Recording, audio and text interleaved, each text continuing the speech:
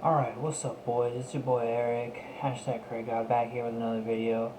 And today, I'm here to talk about, PPG Miami and my experience there and just talk about my deck. Um, this is my first event, big event, really stacked event too, that I finally managed to get a meaningful top 16. I was cut off short by my friend, very dear friend, Marcus Cantarci, thanks to a bad matchup. But yeah, I'm just gonna sit here, talk about my deck for a while, and it'll probably be a long video. So if you're ready for it, just sit down, buckle up, and let's get right into it. So what am I doing here? People think Gohan. Oh my gosh, Gohan. People don't generally like Gohan because inherently he's kind of busted, right? So you've got this leader that can swing 3 times potentially in one turn. It's triple strike with feet Kamehameha. You can make it at least minimum 40k triple crit. So why did I choose Gohan? Well, my thinking here was you've got on one side you've got Gohan. Like I said, 3 times swings potentially in one turn.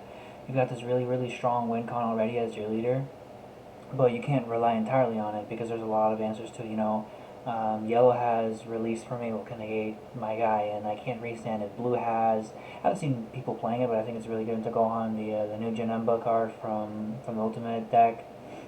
Can't swing with leaders again.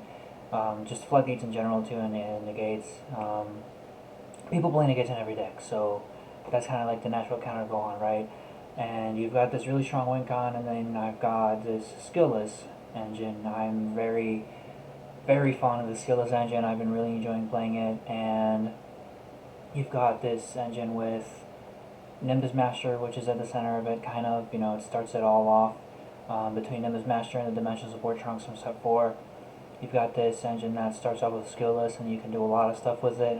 Obviously, I'll explain it more as we get into the deck a little more, but essentially, I've got this deck where I have a really strong win con that you have to answer, and then a really strong engine that you have to answer. So, if you answer my battle cards but don't answer my leader, you probably still lose, and vice versa. So, I'm really surprised that nobody else thought of this. I thought that people would really try to play the Skills engine with like the best leader possible, and people went after like Hit, Alex King back when it came out with his red Hit deck. What else? Kid Ku. Yeah, I haven't seen that many people dabble in with Kid Ku, but I think it's really strong as well.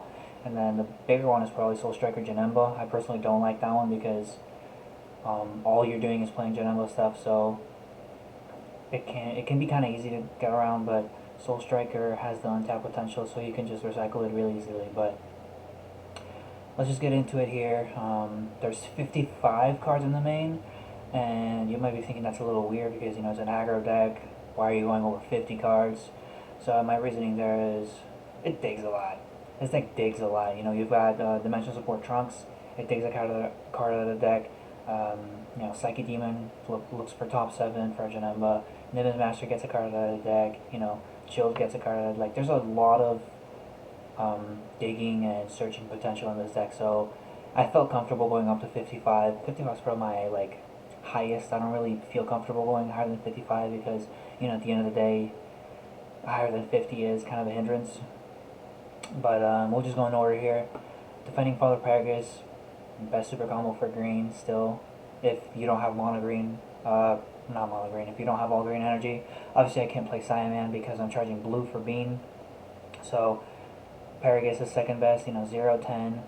Just always an all around great card, and I tended to get pretty lucky and draw a lot of them, so it just gives you that really nice draw. Next is Bean. I only run 3 beans. I found that I didn't really need 4 because I wasn't really using Bean that much, so I just played 3, and there's not really much to say on that one. Obviously, I play Bean because extending an aggro is always super valuable. So getting that extra energy value, and even on the defense, I tended to use a lot on the defense actually, just to get that 5k. Defensive, offensive, just all around great card. Been around since set 1. Now we're getting a reprint of it for like the 15th billion time. So Next up is Dimension Support Trunks. Now, this is probably like my favorite card in the deck because it's so useful. I really like Nimbus Master, but Dimension Support Trunks came into play so many times because it just puts two bodies on board. You know, you've got him as a 15k and then brings out a 20k critical. Just beautiful. And if the Skilless sticks for the next turn, you can use the SR Janemba and play it off of the now Skilless card. And it's unfortunate that I can't play it on the same turn because it's technically not a Skilless card, but overall it's just really good for this deck. And then we've got Psyche Demon rocking out. This card was like MVP, and I have Hayden, the Eggman, to thank for this one because he's the one that brought it up to me when I was talking to him in theory a little bit, and he just pointed it out. I was like, "How come you're not playing Psyche Demon?" And I'm like, "Why would I play this card?" And then it clicked because I have Combo Attack Genema in the deck, and I'm like, "Holy crap, you're actually a genius!" And this card came into play so many times in the tournament that I honestly don't think I would have done as well without it. So like a huge thanks to him, and I honestly think that 100% I topped because of this card. It's just an alternative to just playing a Skilless Janemba, because Combo Attack Janemba, I'll just read it off now. You know, it bounces a Evil Incarnate or Demon back to my hand, and I can take 2 life. So it lets me awaken and go off turn 2 really easily. Going first if my opponent swings at me, or going second no matter what. So it's just it helps a lot in matchups where I need to go that turn 2, or I just find that I need to get that turn 2 off. So it's just really great card, and it has the potential to replace itself. I don't have that many Janemba targets in my deck, but you know, when you hit that top 7, it feels really good. Next up is Shocking Deathball. Why are you running negates in an aggro deck? Well, I feel like I have to, because there's a lot of situations when you're in like an aggro mirror that you will lose because you don't have a negate. When I first started playing this deck, back in like set 9 when I ran my 5-color version with Heartfelt Plea and all that, I didn't need it because, you know, I was just killing you turn 2, but now that the meta's a little bit slower and I'm forced to go a little bit slower, you know, there's times where I just need to pass turn, and there's decks that have, like, really, like I do now, there's decks that have, you know, cheap curves with really strong cards. You know, Overall, Dark Broly has 30Ks. So I need a little bit of an edge with a negate to just be able to live. And it's really good, you know, for that sparking too.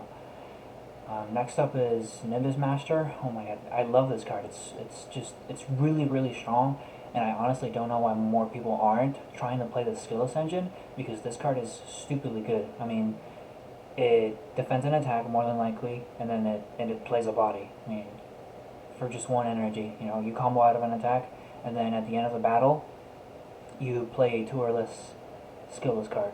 You know, so you defend an attack, you play a body, and you like take a card out of your deck, which is great for, you know, filtering an aggro deck. So you really want that. I never really use the activate main to play it because, you know, I tend to use one, and then there's just other stuff I want to play instead of the Nimbus Master. But it's also really good to play for one. You know, it's just a 15k body unique, and you just warp the Skilless from your drop areas, and it's really strong. Next up, we've got Shield. I really like this card. I've been saying about every card. You know, I really like this deck. I really like how I built this deck. So you'll hear me say that about every card. But I really like Shield. It didn't come into play too much because I was never really getting to a position where I was in like 3 energy too often. And when I did, I just didn't have it in my hand. But Shield is great. You can play it for free if you have 3 or more energy by discarding a Skilless. So, you know, you play these cards that bounce Skilless back to your hand, and then you just discard and play Shield.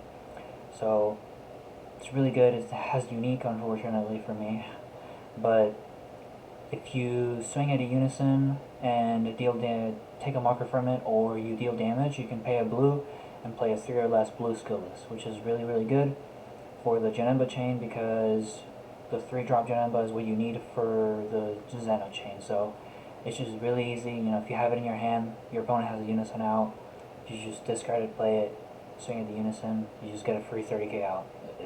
Amazing. Next up is the Skilless cards. I ran 5 total. I didn't feel like I actually had 6 at first. I had 4 Janembas and 2 Gohans, but I didn't really need them. Didn't really need that many. So I just ended up cutting down to 5 total. I run 3 blue and 2 green just for ratios. You know, I don't have that many green cards in my deck, so it's just ratios for the most part. They're skillless cards. I can't really say anything about them really. But the one thing that does matter actually is Janemba being what is it, evil incarnate for, again, combo attack Janemba. I can bounce it to my hand. And yeah, obviously I need a two cost blue skillless for the SR Janemba Bewitching Blow.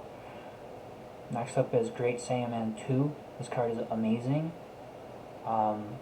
Probably my favorite card in the deck, even though it didn't come into play that often. I think this card is nuts. So you can bounce a skillless card with a cost of 2 or less back to your hand, and then you play it from your hand for just 1 green. And then once it comes into play, you play a 2 or less from your deck. So you get 2 bodies on board for 1 energy. You get to filter your deck a little bit more. Amazing. I love this card. You know, I feel like if you can build a skillless deck, you should always try to put green into your deck because of this card. Like, this card will give you so much value. You know, you break even, you put 2 bodies on board, and you filter your deck. Just straight up amazing. And it's a 5k, so you're not like clogging up your deck with a useless card. Next up is Combo Attack Janemba. Amazing card as well. You know, it's what lets me go off turn 2 mainly. You know, my leader takes 2 life, so from 7 life, I can play Combo Attack Janemba, take 2 life. It bursts 2 as well, which is really good. You know, you break even playing it because you're bouncing a card back to your hand, and then I swing with leader and go to 3 life. I mean, most people weren't expecting it, and it just feels really, really, really good. And instead of using like a 1 cost green or a blue Self Awakener, I just play this thing for free and just awaken. It's really, really, really solid card. Next up is Feet. Well, I personally don't like Feet, but since I'm playing green in my deck and Feet exists, I literally just have to throw 4 Feet in my deck because I would be probably stupid not to. I mean, again, 40k triple crit just for like 1 energy, kind of insane. I think they should ban Feet, to be honest. The fact that you can do that on like turn 2 is kind of ridiculous, but you know, everybody already knows about this card, what it does. I don't feel like I need to explain it very much. You just throw 4 of, and that's it. My SCR was the Great Ape. Very amazing card. Probably my favorite card, like, in terms of rarity. Like, you know, my favorite card is the Great Saiyaman, but in terms of like the 1-of and stuff like that, I think Great Ape is very, very good. I drew it quite a bit, and it's just all around great, you know. I play this instead of like Boo or like Kai SCR. I probably could have played Kai SCR, to be honest, but I feel like the Great Ape gives you that like sense of security of just popping something, you know. Kai doesn't let you do that during your opponent's turn. It stops, you know, Unison and leader swings, but you don't have like the security of, hey, I'm gonna punish you, or I'm gonna potentially punish you for swinging for game with like a battle card, you know. And I tend to have a really big hand. I've gone upwards of like 12, 13 cards on turn 2 if I get the turn 2 awaken. So if you go in with like a leader swing or unison swing, it's gonna be like even with my leader. So chances are I'll be able to combo out of it, unless you just have the nuts. So having that like threat of the Great Ape is really, really great as an aggro deck, because I feel like where aggro decks shine is being able to defend. You know, that's why I have Shocking Deathfall. That's why I have the Primal Carnage. And Beam to some extent, like I said earlier. You know, you have these really defensive cards that allow you to outplay your opponent and just come out on top by being that little bit extra defensive instead of just being all gas. And you will see this in all aggro decks. You know, King Piccolo has these free negates and runs Violent Rays and all that stuff. For some reason, my mind's going blank and I can't think of any other aggro deck. But, yeah. Next up is Janemba, Bewitching Blow. This card is really good. Blue, 4 of. I put 4 because I really felt like I needed to see this card. I mean, you just bounce, so what it does is you bounce a blue Skilless card back to your hand, and then he plays for free. He's dual attack, and then he has critical, is 19k as well. Which gets around Violent Rays, it gets around like negating it 15 from like red decks and stuff like that. And then it's the start of the Janemba Zeno chain essentially, because he's a 3-cost mono blue Janemba, so we'll get into that once we get to the ball. I play a single 3-cost Skilless Janemba for chilled. I've never really been in a position where it's in my life and I get screwed because of it. You know, if it's in my life, I'll normally draw it, or it'll go to the drop area. So one of is completely fine. Again, it's just to start the chain because mono blue 3-cost Janemba. Next we have the Janemba Zeno chain. So you've got the ball, the 4-drop and the 6-drop. So the ball, it's like all the balls so far, and the 3-cost extra cards, you can combo it for 5k essentially. And then the activate main is you put it on top of the technically you put it under the 3-cost mono blue Janemba. So it's not Janemba Zen or anything like that. Put it under, and then you play the 4-cost from your deck or hand, and you shuffle your deck. In active mode, you play it in active mode too, which is really, really great. So you get to swing twice with this crit guy, then you play another crit guy on top of it, this 4-drop, which is amazing, 20 crit. And then when he swings, if your opponent has 2 or more energy, they either warp a card from their battle area, or you untap a blue energy and you draw a card. So you just, again, that threat of extension. You know, most people will probably warp a card, but if you manage to remove stuff, like with most of my side is removal, so it would help that in that situation. But that threat of extension and just drawing a card is really good, so most people will always warp battle card. And then you have the 6-drop Janemba Rampaging Demon. You EX evolve on top of the 4 for 1 blue energy, and then when it evolves, it untaps and you draw 2 cards. So, and he's dual attack crit, so you literally have 5 crit swings in this chain. It's disgusting. It's unbelievable. I don't know why they made this SR Janemba a 3-drop. You know, it's easy to counter nowadays, but against like red decks or like black decks, well, red has Violent Rays, but you just get to play this 3-drop, and then you just get to swing 5 times with crit. It actually didn't come into play that often, believe it or not. I was actually not getting to turn 3 that often once again, and when I did, I didn't have like the last piece, but it really didn't matter. Once again, the point of the deck is to have like 2 alternative win cons working with each other, which is really great. So moving on to the side now, we'll just scroll down here. I really, really like my side, and at this point I wouldn't change much of my deck. You know, with Evolution Booster coming out, I think I'm going to change like 6 or 7 cards in the main, and then maybe like 2 or 3 cards on the side, but my side is basically built to, if I need to play like a slower matchup, and I know I'm going to get like stalled, so like for example, I played my boy Butters and on his Clash Crew deck, and like a matchup like that when I'm not going first, you know, that's what happened game 2.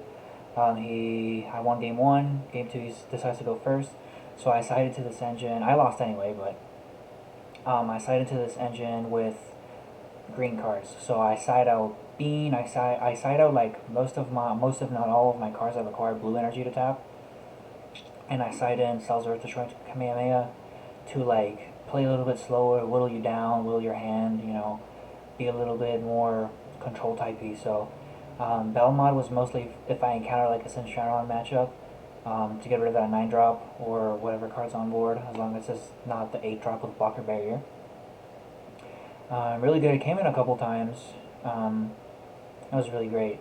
Cell's Earth Destroying Kamehameha. I was actually supposed to have Cell at 3 and then Gohan at 4, but I wasn't able to find a 4th Gohan, so I just kept it as is because, you know, 3 beans. My idea was to have 3 beans, sided out for 3 Cells Earth Destroying, and have the option to like keep feet in my deck if I really have to, because a lot of those matchups my leader's just gonna get negated a lot of times, so there's no really point in having feet too much.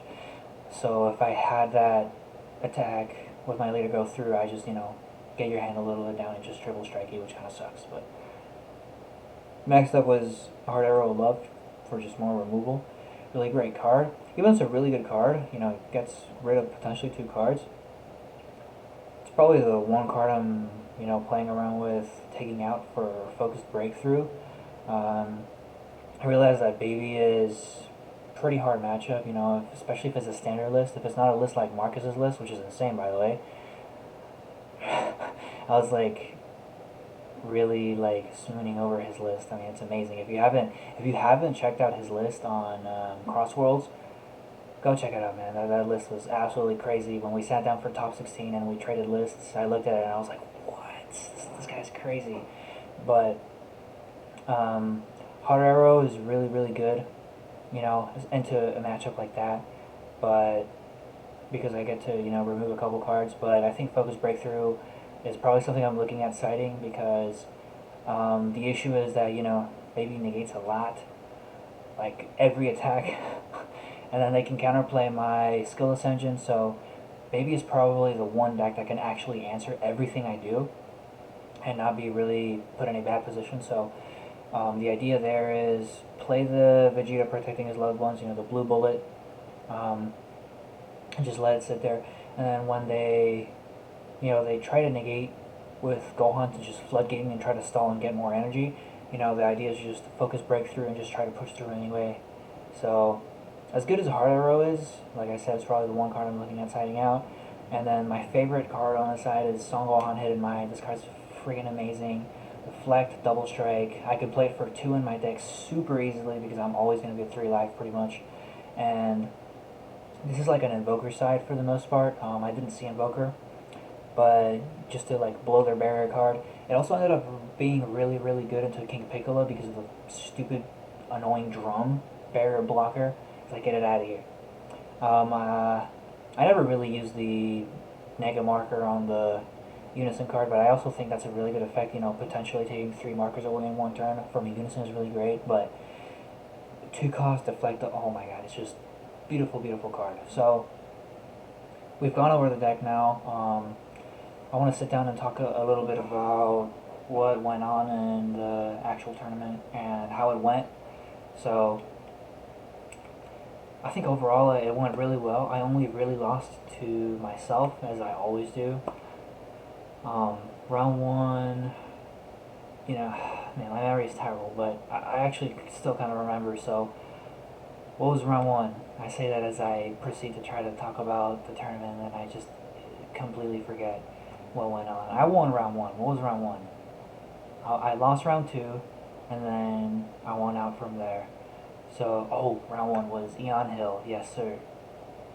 Mecha Frieza matchup. It was a pretty good game. Unfortunately, Eon was dealing with some stuff of his own, so he wasn't as focused, and definitely sacked game 2 for the 2-0 win for me.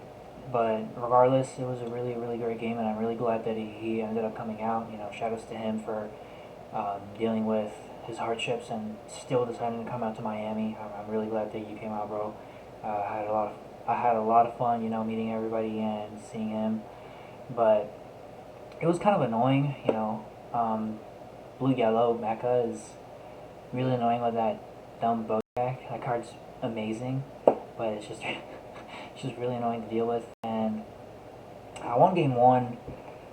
Not super easily, but I came out on top. And then game 2, I should have lost. He had me on the ropes, and then he just swung with a battle card, and I had the ape comboed out on Raiders Warcry, and I just blew it with Primal Instincts, Primal Carnage.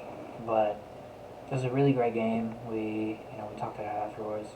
Then round 2, I played for the love of God, I cannot remember his name. I think it was Josh. Really, really great guy on King Piccolo. Played very well. I messed up. I made a simple mistake each game, and it was I tried to look too far ahead in the game. I was thinking about the next turn instead of thinking what was happening right now. Game 1, I untapped a blue energy when I awakened instead of a green one, thinking I would draw into a beam because I had like 2 super combos. But I didn't draw a bean, and I had feet in hand. If I had just untapped the green and played feet, I would have just won game one. And then game two, I basically did the same thing. I thought about the long-term game. I tried to play Nimbus Master and all that, and I just ended up falling too far behind because I didn't get my turn to go off. I didn't go off turn two, so I learned a lot from that game, and it helped me out in the rest of the tournament.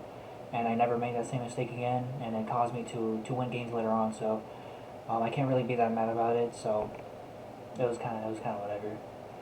Round three, I always forget what round three was. I played Eon, I played Josh, I played. No, I think round three was John. Yeah, round three was John. I played my boy John. Finally got to meet my boy John the Montanaro.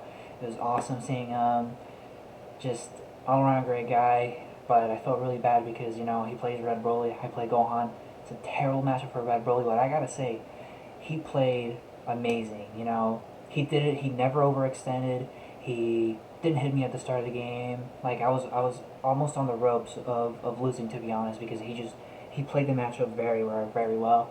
But unfortunately for him, it's just a really bad matchup for Red Broly because he has to take his own life to be resourceful, and he doesn't really have a way to stop me very efficiently because I'm swinging with my leader. Violent Raise doesn't do very much, and I can get rid of his ball blockers pretty easily, and they end up having to use it early to not lose too much advantage. So just a really tough matchup, but I was very impressed with the way he played the matchup, and I lost game two actually. We went to game three, and it was a very good game, and I'm very proud of him for how he played it.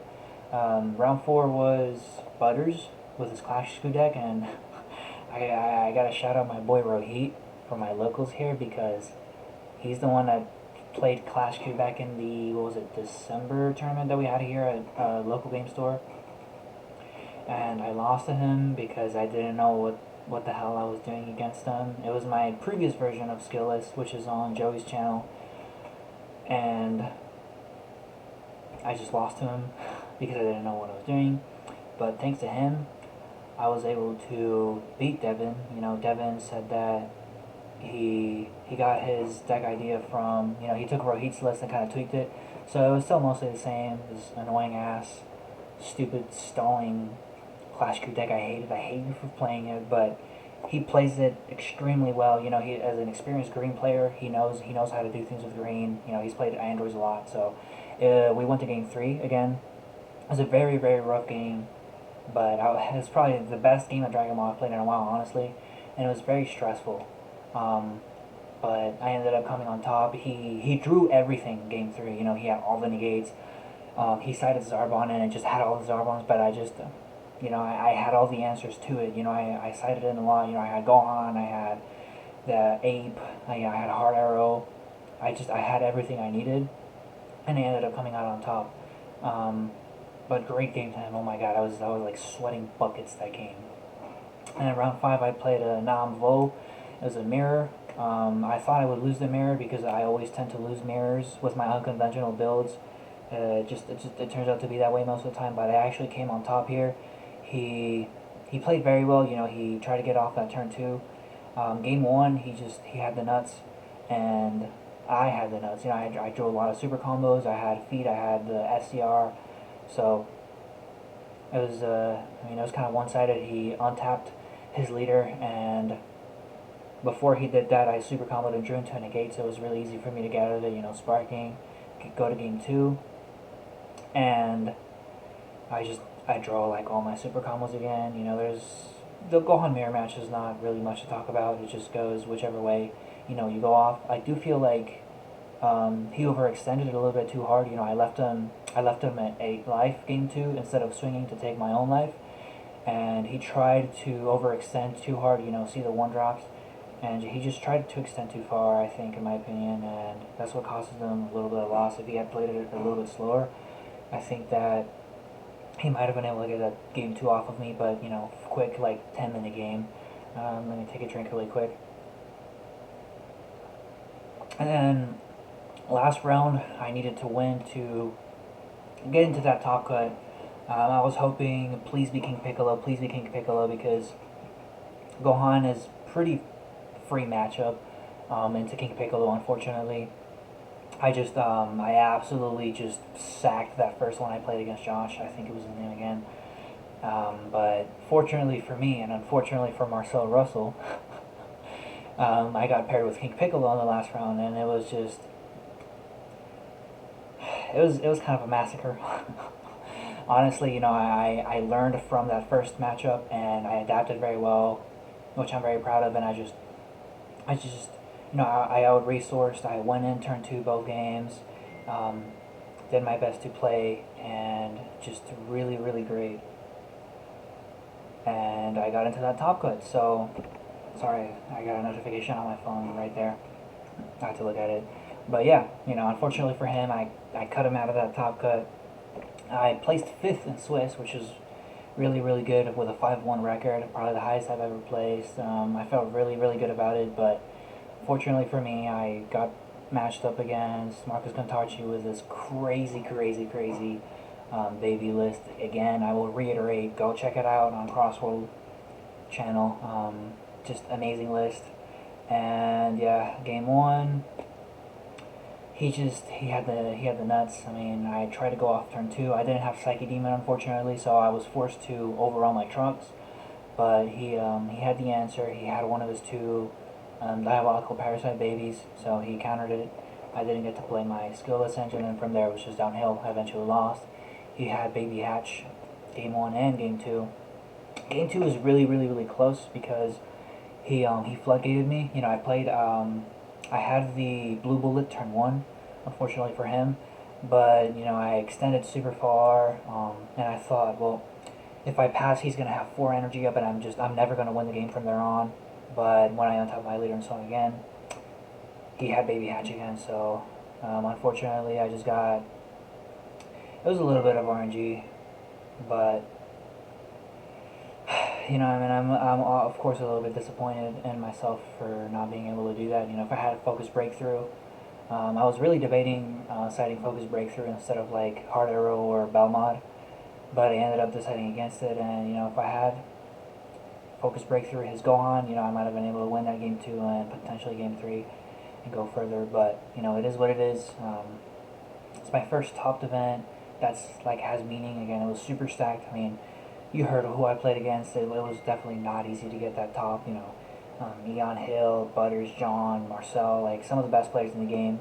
And I'm really proud of myself to just even get that top 16 with my, creative deck. It's a lot different. Nobody expected it. I was sitting around 6 playing Marcel, and there's people sitting around just, in awe of the deck.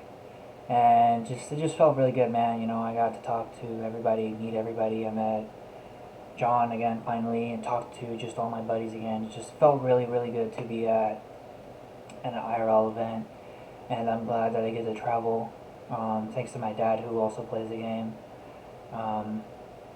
Just really blessed to be in this community and be able to be a part of it, and I'm really glad that everybody that I talked to and saw my deck, they really liked it. So moving on, like I said, Evolution Booster, I'm going to change like 6-7 cards. I'll try to get some kind of updated video out for that and see what I change and let you guys know. Maybe I'll just make a post about it, that way I don't have to make a whole another video. But moving on also to set 13, they've revealed this like amazing like blue Gohan, and I'm really, really happy about that because I was wondering what to do after green Gohan if I had moved on to anything. And this blue Skilless just looks like a lot of fun. So there you have it, guys. I hope you enjoyed this video. As always, feel free to hit me up for any questions. I don't always get all my thoughts coherently. I tend to ramble a lot, as you can tell, in between stuff. But if you have any questions, just feel free to hit me up on Facebook. My DMs are always open to everybody. Just hit me with deck ideas, anything you want. I'm always open to talk. So I hope you guys enjoyed this video, and I'll see you guys in the next one.